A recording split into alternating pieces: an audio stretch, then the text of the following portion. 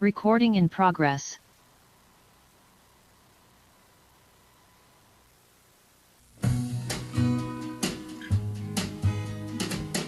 Don't know much about history, don't know much biology, don't know much about a science book, don't know much about the French I took, but I do know that I love you, and I know that if you love me too, what a wonderful world this would be. Don't know much about geography, don't know much trigonometry, don't know much about algebra, don't know what a sliding rule is for, but I do know 1 and 1 is 2, and if this one could be with you, what a wonderful world this would be. Now I don't claim to be an A student, but I'm trying to be, for maybe by being an A student, baby, I can win your love for me. Don't know much about history, don't know much biology, don't know much about a science book, don't know much about the French I took, but I do know that I love you, and I know that if you love me too, what a wonderful world this would be. La ta ta ta ta ta ta. History. Biology. Well, la ta ta ta ta ta ta ta ta. French I took. Yeah, but I do know that I love you, and I know that if you love me too, what a wonderful world this would be.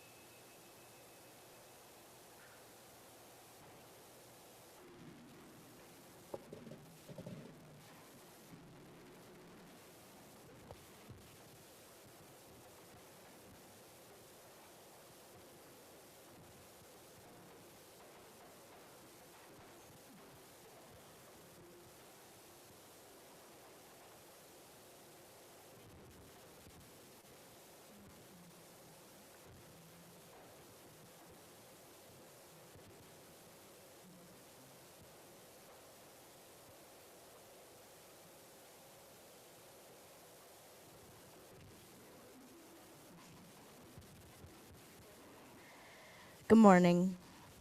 Welcome to the Unitarian Church of Edmonton. My name is Ilara Stefaniuk-Gaudet. My pronouns are they, them, and I will be one of your service leaders this morning. We're delighted to share a special Soul Matters Sunday with you, and all of us you see here on stage have parts to lead in the service. Thank you to Pauline Atwood for being our main organizer for this morning's service. The Unitarian Universalist faith is a creedless community dedicated to a free and responsible search for truth and meaning. We embrace a pluralist philosophy, opening our hearts and minds to the diverse ideas, feelings, and expressions of our world community. Whatever your heritage, whatever your faith, whomever you love, however you identify, you are welcome here today. We ask that you take a moment now to ensure that your cell phones are quieted and your minds are quieted, because your soul does matter. For those who are hearing impaired, the ushers have audio aids available. Our Soul Matters theme this morning is Awakening Curiosity. We invite you to let your curiosity be sparked this morning, whether it's by something we say or a thought that floats into your awareness. We never know which sparks will light up our hearts and, yes, our souls. I'm now passing the talking stick to Pauline. Good morning. Soul Matters is about delving deeper into spiritual exploration. For new people, it's a good way to come into the church through a smaller group, get to know a small group better. For the people that have been here for a while, it's a good way to get to know your fellow congregants a little bit better too. There are two Soul Matters groups. Ilara is the facilitator for the online group, and I am the facilitator for the in-person group. The participants here are all a part of the Soul Matters group. Soul Matters is a group that works throughout the month on a theme, on a given theme, and then we meet together for 2 hours at the end of the meeting, at the end of the month. I think that's about all I have to say about Soul Matters for now. Okay. Now, the land acknowledgement is next, or is it? Oh, okay. Announcements are next. So, anybody have an announcement?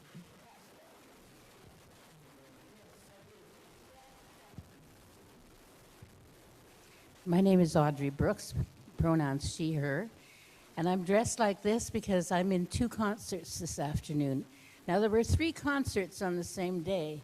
There's the Anti-Meridian Choir at St. Steve's and at the south side, across from the Strathcona Market there at 8426 Gateway is the African Choir and also the Soul Singers with Karen Porca.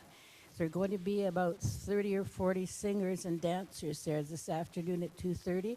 So if you've got nothing else to do, come and see something. Bye-bye.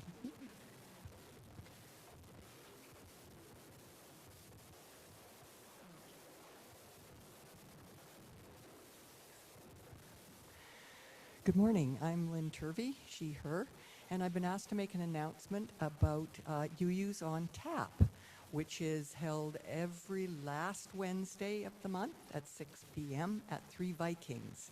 It's a really nice social gathering, and I think I've been there a few times, and up to a dozen people or so gather, and just, yeah, as I say, a nice social gathering.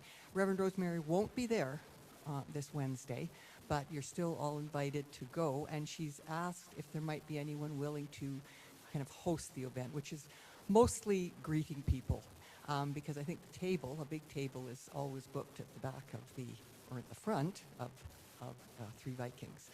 So just a reminder that that's happening. Thanks.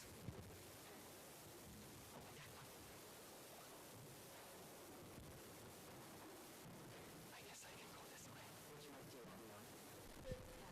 Okay. Good morning, everyone. My name is Declan Kiley. I'm here to talk to you about the movie night. We host these monthly. There's Soul Matter related movie nights. So we choose our movies based on the theme that Soul Matters is working with every month. We do these on the last Friday of the month, and they're free, and they're hosted right here in the sanctuary. This month we are going to be watching Captain Fantastic, and that will be on May 29th at 6 p.m. For our theme of embracing possibility, we chose Captain Fantastic. It's a film that follows a family that lives deep in the wilderness, living off the land. The parents homeschool their many children, raising them on natural survival skills, philosophy, and lots of play and family bonding. At home, they love their lives, but when they're forced to come in contact with the outside world, the children find themselves alienated. On the theme of embracing possibility, the film wonders, what would be the most ideal and fulfilling and moral life? What would that look like in our modern context? Is it possible to prepare someone for life in society while they're living outside of it? And should we have to want to fit into society? I've seen it before, and I like that movie a lot, so bring a snack and a drink and come watch the movie with us, May 29th, 6 p.m.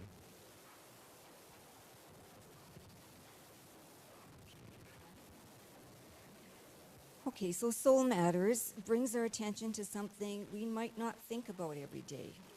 The monthly themes focus our attention, and we delve deeper into how this translates into our everyday life. I am overjoyed that Corinne Jackson is able to be with us today.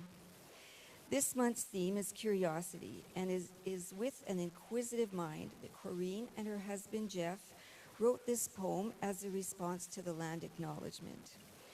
Corinne has had a stroke, and the resulting aphasia would make it difficult for her to read aloud in public. I will read the land acknowledgement, and then you will hear Corinne's recorded response. We gather today on Treaty 6 territory, the homeland of the Cree, Dene, Blackfoot, Saulteaux, and Nakota Sioux peoples, as well as the Métis Nation. We honor the long history of these nations on this land and the care they have given it for generations. We are grateful to live, learn, and build community here, and we commit ourselves to being good neighbors and respectful guests. And now we'll have Corinne's response. Solemn voice, serious tone. Tune in or tune out. Moved into their home and never wiped their feet. Feeling guilty, look into space and think about lunch. But behind the voice are so many faces. Look into each pair of staring eyes and see the Cree, the Dene, Blackfoot, Saulteaux, and the Nakota Sioux, and their brethren the Métis. Do we see or do we pass without eye contact? Paved roads, vinyl siding, and cinder block apartments built over the rippling grasslands and Saskatoon berries. A lost country found only at the edge of memory. They show us the scribed promises of a queen an ocean away. Forgotten words, neglected promises, awkwardly recalled. Their faces so tired of waiting. Remember the words, honor the words, see us and the hands we hold out to you. We have work to do. There is honor in honesty and hope in helping each of us to our feet. Blink away the tone of dull recitation. Take the offered hand in gratitude and look them in the eyes. Remember the past, but look to the future. Listen, speak, smell the scent of sage, and together we find a path through the long grass. Thank you, Corinne. And now we'll have the lighting of the chalice by Cathy, Loiselle, and TD.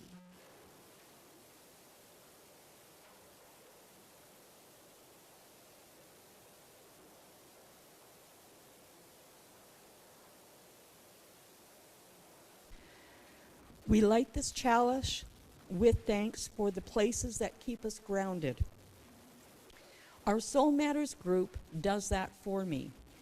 The monthly options in the package helps us find what speaks to our souls, and hearing everyone share their thoughts and ideas helps me to learn and grow spiritually. I'm very committed to our Soul Matters group.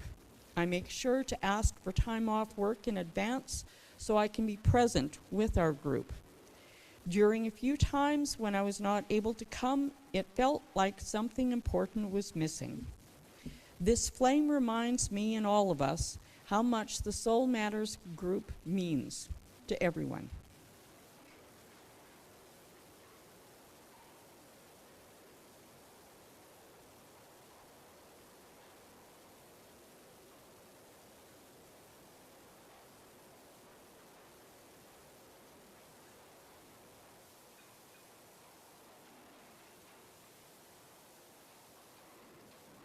Thank you, Cathy and TD.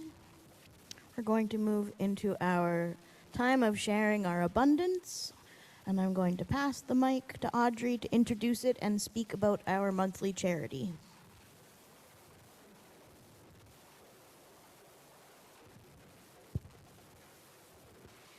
We already know something about the youth empowerment group, and this church does have a personal relationship over the years.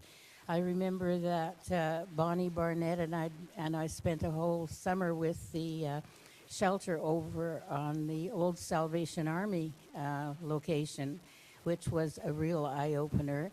And then again with Dosha Lisney, who is involved with the art and music part of it in the area that's over by Grant McEwen. This isn't just a shelter or a service provider. It's a place of nourishment and nurturing. And in all of the time that we were involved, I never heard an angry word or a scuffle or anything like that there. I don't know where they get the compassion and intuition, but seeing that it's over 40 years old, I think they've learned a few things. So I encourage you to share the plate with them.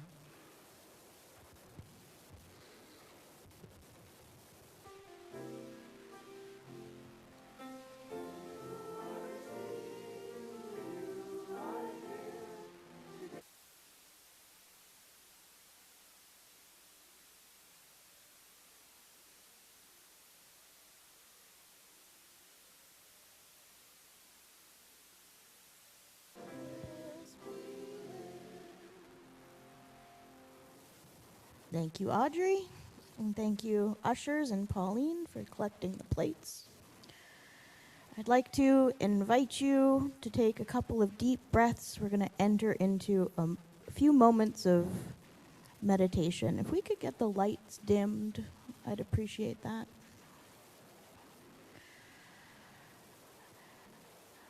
I invite you to come into a bit of an even quieter space than when we quieted our phones earlier. Feel the chair beneath your seat, where your body meets the chair and your feet meet the floor. If it's comfortable for you, I invite you to close your eyes. And if it's not comfortable, I invite you to find a spot about 3 feet in front of you to focus your eyes in one place for the next couple minutes.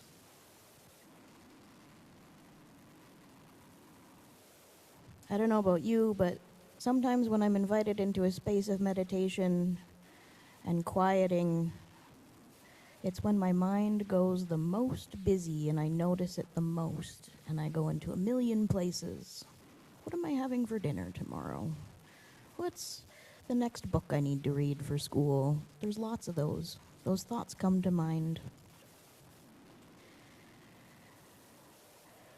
I invite you to find your breath and notice those thoughts.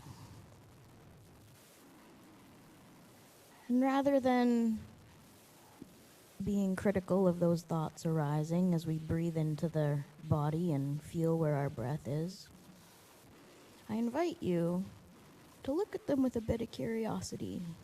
Oh, that's interesting. I wonder why that thought's coming up right now in this moment of silence.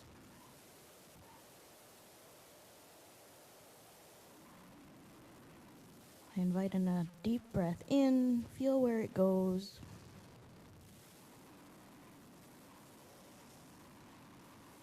Maybe you feel it in your chest. Maybe you feel it in your belly. Sometimes I feel it in my back. And exhale.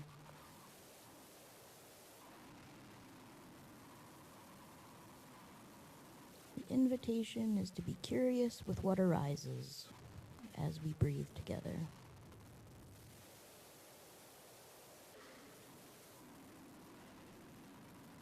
The word spirit means breath. It's a literal translation of the Latin word.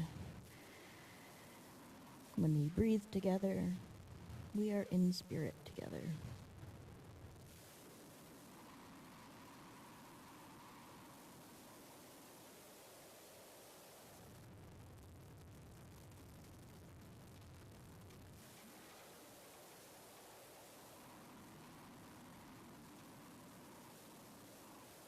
I invite you to be curious about where that breath is in your body. It's not the same all the time. When I'm feeling anxious, my breath is in my chest, more shallow. When we're calm, our breath deepens.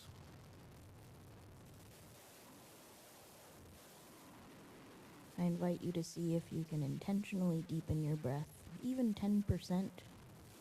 Bring yourself into a place of a little more calm than you were when you came in the room.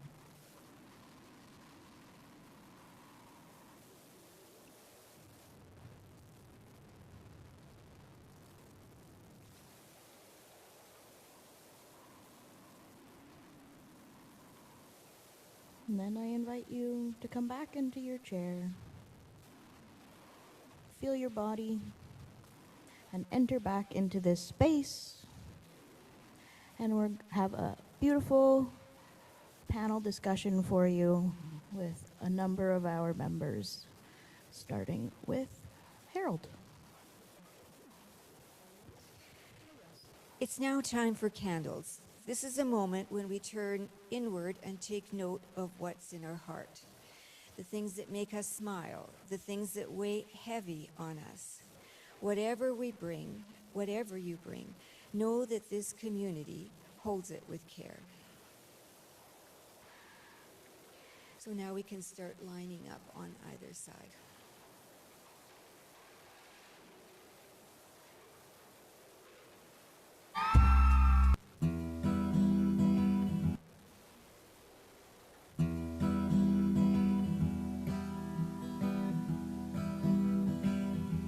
Instead of cursing the darkness, light a candle for where we're going. There's something ahead worth looking for. When the light of time is on us, we will see our moment come, and the living soul inside will carry on. It's a chance to give new meaning to every move we make through the caverns and the caves where we come from.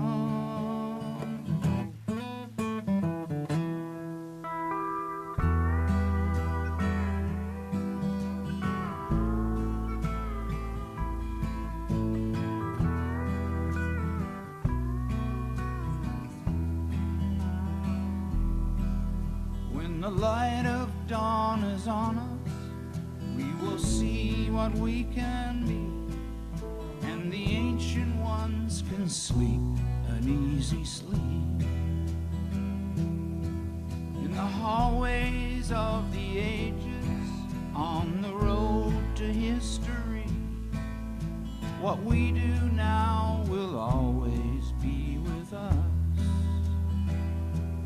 It's a chance to give new meaning to every move we make in the caverns and the caves where we come from.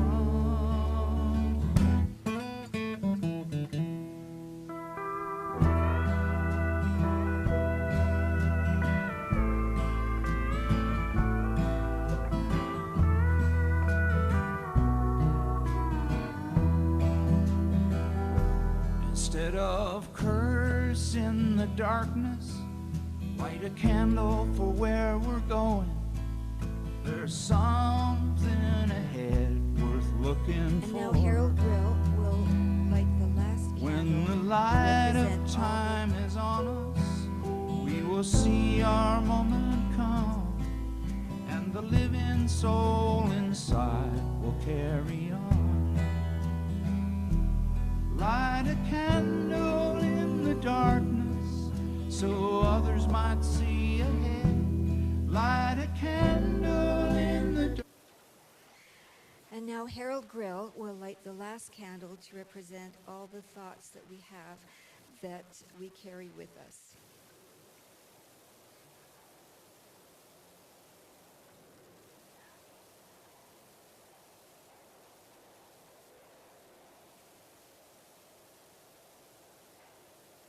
Thank you, Harold.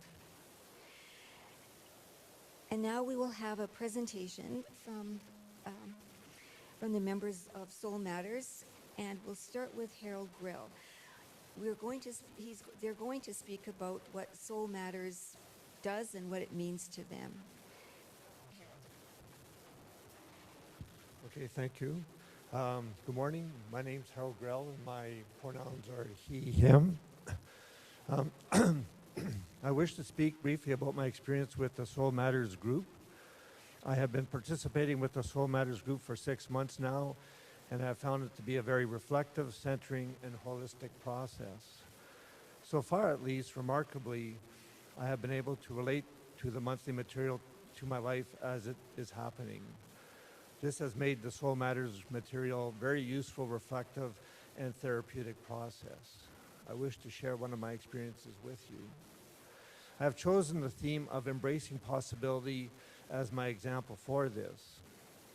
According to the Soul Matters program, of all the themes covered this year, embracing possibility is arguably the most central to our faith.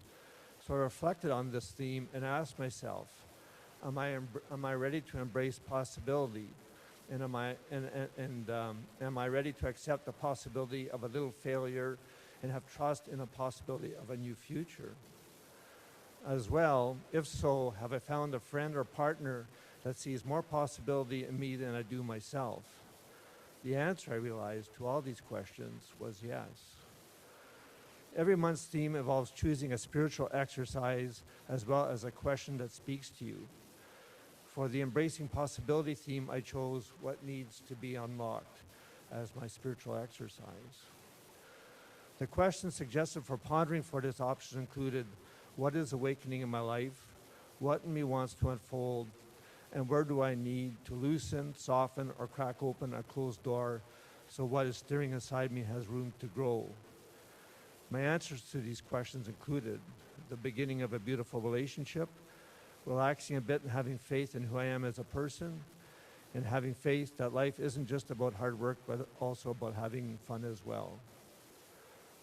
It included further developing my life skills through volunteering and the groups I participate in, and entailed letting go of my fears of the future and having more faith in God, the universe, and our ancestors. I also realized that this could include the possibility of reestablishing some lost family connections, as well as some lost connections with friends from the past. As well as a spiritual exercise, there is the Finding Your Question exercise, where we are asked to choose a question from a list of questions that speaks to us. The question that registered most with me was, what if we're built to have many lives in this lifetime of ours? What if we become fully human by pursuing and becoming many of our possible selves, rather than just one of them? I chose this question as I found myself debating the possible selves I wished to be and the possible things I wanted to do with my life, thinking that I must choose between them. I realized that I can be all these possible selves, that I'm not just confined to one of them. As well, I have come to believe that paradoxically, one is fully individual through living within a community and in relationships. This is just one example of the themes and options that were covered over the past 6 months. Every theme and the many spiritual exercises and questions offered were great opportunities and aids to reflecting on the many aspects of my life as I was experiencing them. I found them to be very centering, insightful, and therapeutic exercises, making the Soul Matters group a very worthwhile process. Thank you.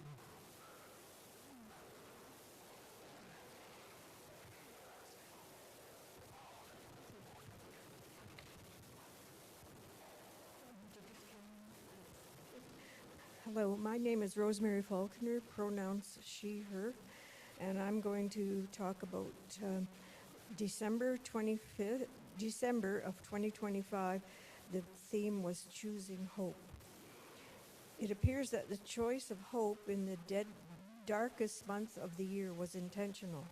The introduction states that it is not always easy to hear well at that time of year, especially when it comes to hope. The dominant messages are about hope bringing us calm, such as the light will return and a new day is on the way. The messages are soothing and beautiful, but we are reminded that it is only half of what hope is trying to say. Hope doesn't just whisper, it will be different. It shouts, it should be different, and it can be different. It takes the form of a holy impatience that says, enough is enough. The time is now. When we believe a new day is possible, we don't just sit down, we do something. This month, we are encouraged to ask ourselves, are we listening to everything that hope has to say? I selected option D, which consists of making lists. There's quite a few options a person can pick according to what they think they could manage to do or what has the most meaning. Here we are introduced to Ria Roy, a young movie actor from Calcutta, who also has a weekly online newsletter. In one of her newsletters, she compiled a list of hopes for her readers. I chose the following from her list. 1, I hope it all works out. 2, I hope you walk into a room and find people talking good things about you. 3, I hope you know that no one is worth breaking your heart for. 4, I hope you have friends for the times when you forget number 3. 5, I hope you stand up for someone. 6, I hope you are appreciated for all that you do. I hope you are celebrated for who you are. 7, I hope you never go to bed angry. When I made my own list, I had my grandchildren in mind, but I have these hopes for all young people. 1, I hope you find work that you like that also has a dental plan. 2, I hope you will take care of your health. 3, I hope you will find love.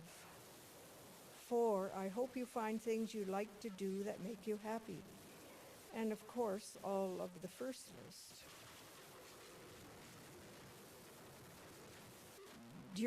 Doing this exercise helped me to clarify what I consider important in life. I relate to the concept of action when we have hope to improve a situation. It validates my activism. And when my grandchildren have any kind of activity or performance, of course I secretly think, oh, you could be a star. But after it's over, I just tell them how much I enjoyed it and always ask them if they had fun.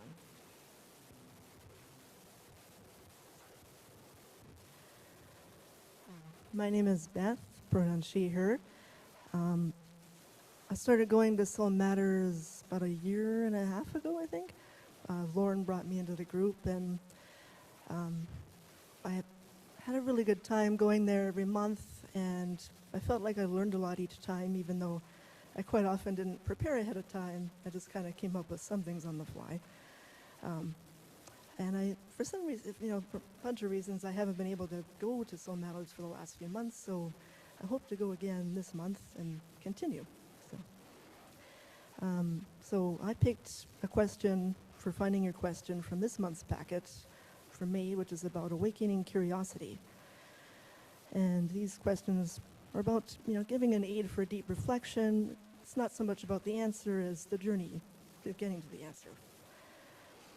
So I picked question number 12. If a crystal ball could reveal something about yourself, your future, or anything else, what would you want to know?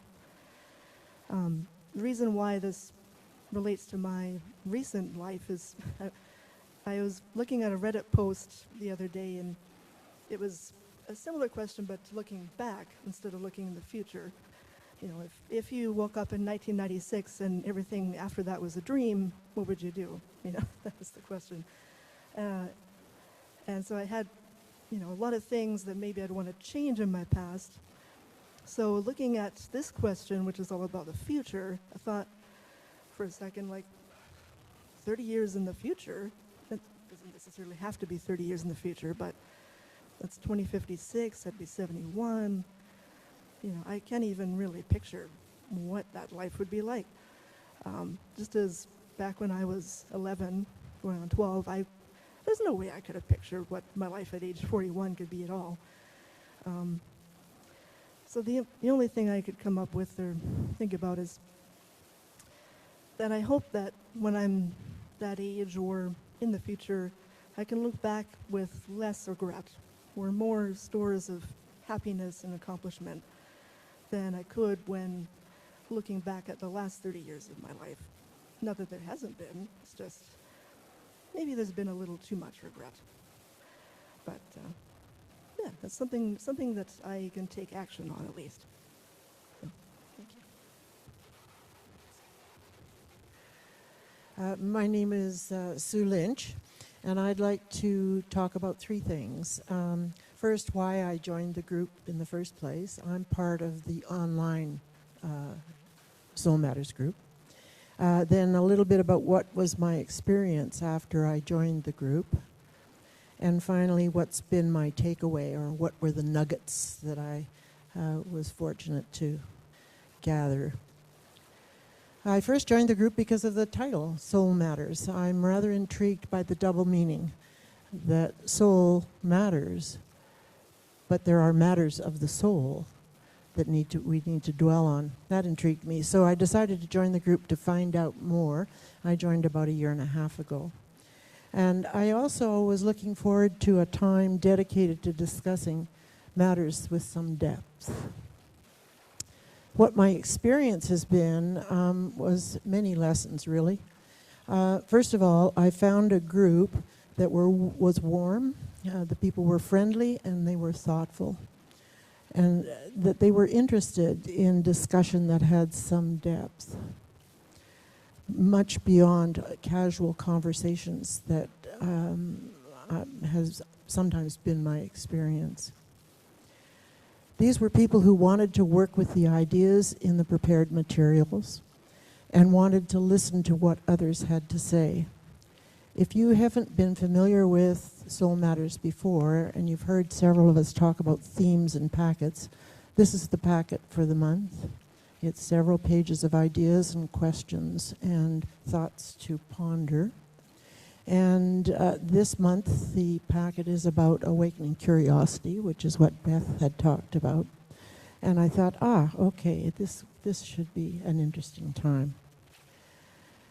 But as time went on through the Soul Matters activities, what I discovered was I was developing an uneasiness about the content, not the people. We had some good conversations, but the content always seemed to be so inward focused, always focused on oneself. For example, in the Awakening Curiosity, the overarching question is how to be curious about yourself. And that's an example of that sort of inward focus. And I discovered of myself that that was an uneasy type of focus for me. So I began trying to get a better sense of what seemed to be missing for me in the topics or in the communications or in what the content was in the packet. And I decided that it seemed to me that the sense of a need to search for common ground and for meaning in liberal religious life as part of a network or a collective or a group endeavor. And so I thought, well, if that is what I might be missing, maybe I could refocus the questions in the packet. So I take a stab at that. The questions in the packet, for example, this month, just a sampling of, what makes me come alive, what is my greatest strength, what scares me, how happy am I. It has that inward focus. It's not that the questions are irrelevant, but it is so inward focused that I decided what I would try is, what is there about curiosity that would enable us as a society or as a community of fellows or in our own group, what would curiosity add to our sense of community? So I began reading the materials differently, going through the packet and trying out each one of the questions, and what if I reversed it and made it a question about us as a group or us as a society.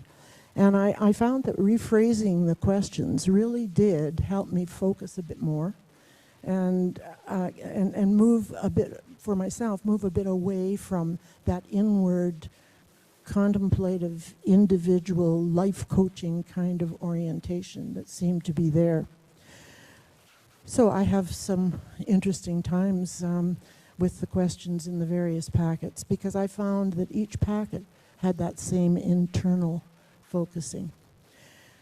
So I'm not sure what my fellow members of the group would say, because I harass them a little bit with my alternate questions each time we get together.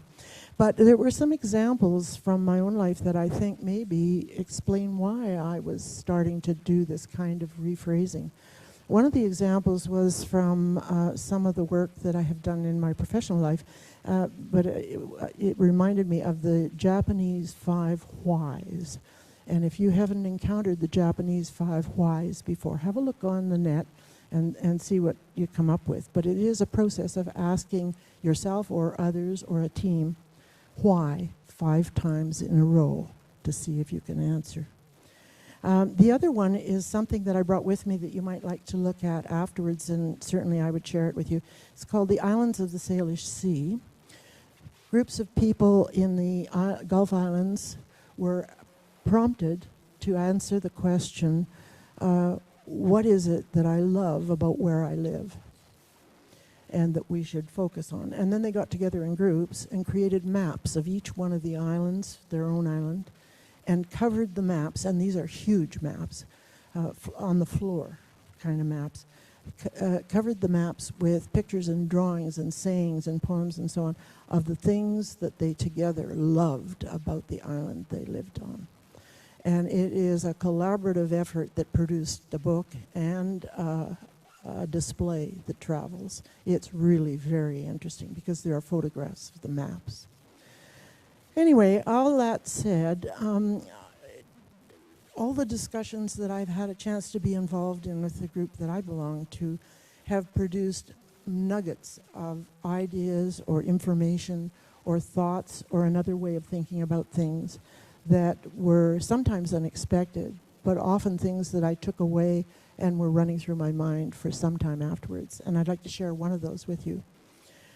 Somebody mentioned that one of the packets was about hope. And in that packet there was a saying that I now keep pinned on my fridge. And it's this: hope is the ability to envision a future that you wish to be a part of. Thank you. That was a hard act to follow. Okay. My name is Audrey, and I also did the packet on curiosity. But I started, I can't remember, 2-3 years ago anyway, and I had a similar response to the packet as I think Sue did, but I used different terminology. I thought it was very much New Age, and I thought, boy, at my age, I've been through that in the 60s. So I was not completely enamored and overwhelmed by the content. But then I got to the back pages of the packet, and there are quotations and audio visuals and all kinds of resources here that build on the theme. And being of that nature, I was really entranced by that, and I got hooked into the packet through that.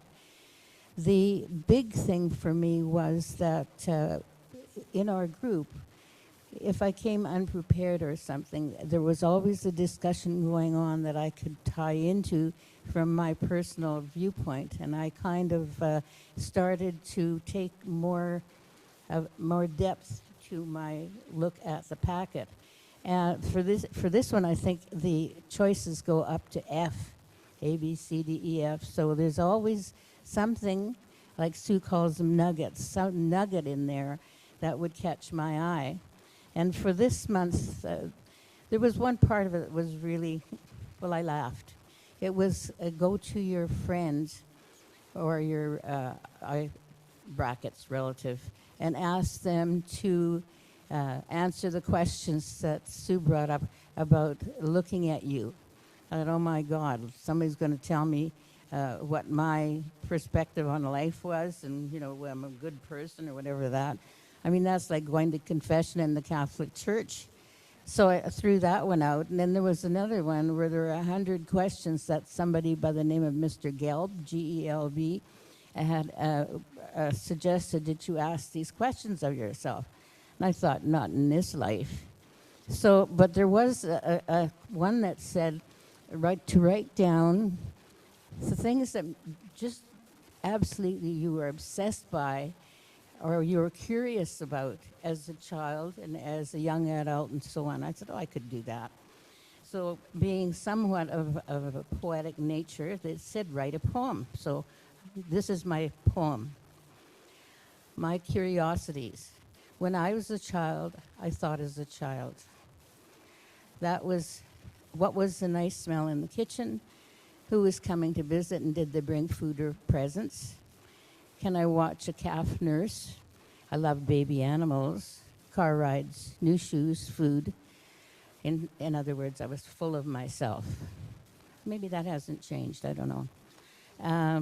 Then there was the elementary school adventure. Later I discovered a world of many different colors, like cliques, like subjects and tests and report cards, marks I had to count for, wide-eyed amazement to discover art, music, movies. Excuse me, forgot to take out my... Okay, movies, war, the Pope, other cultures, even finding my favorite teacher, first best friend, and a lifelong hated enemy. Muddling through my first job, waiting to be fired, surprised about navigating the city in rain and snow, learning to love independence. Walking the park, so much to smell, deciding what to do with my life, so many options, not much money, falling into teaching by accident, never looked back, so it was a fit, decided I love kids. I always used to say boiled or fried, but I changed that. I stayed 20 years, then wandered off to find my spiritual self, only to find it something elusive. But the travel was interesting, though the road was somewhat rough. Now both body and mind are in decline. And this next part is my favorite. When the calendar refuses to lie, my dark friend begins to commiserate ever so gently in my ear. And that's my life of curiosity.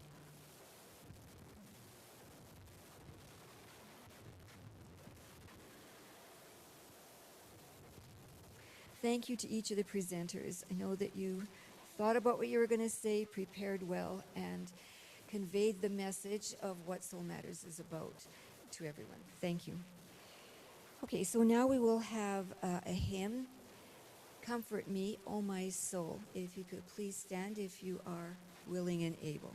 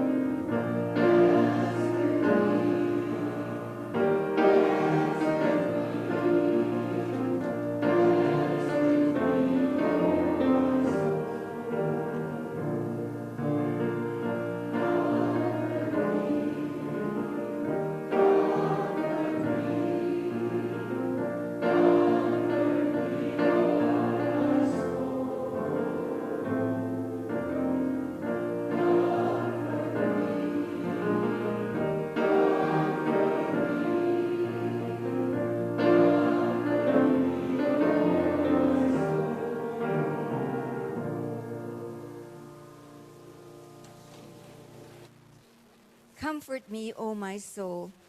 Comfort me, speak for me, dance with me, sing with me, laugh with me. All the above we do in our Soul Matters groups. And now we will have the extinguishing of the chalice by Cathy, Loiselle, and T.D.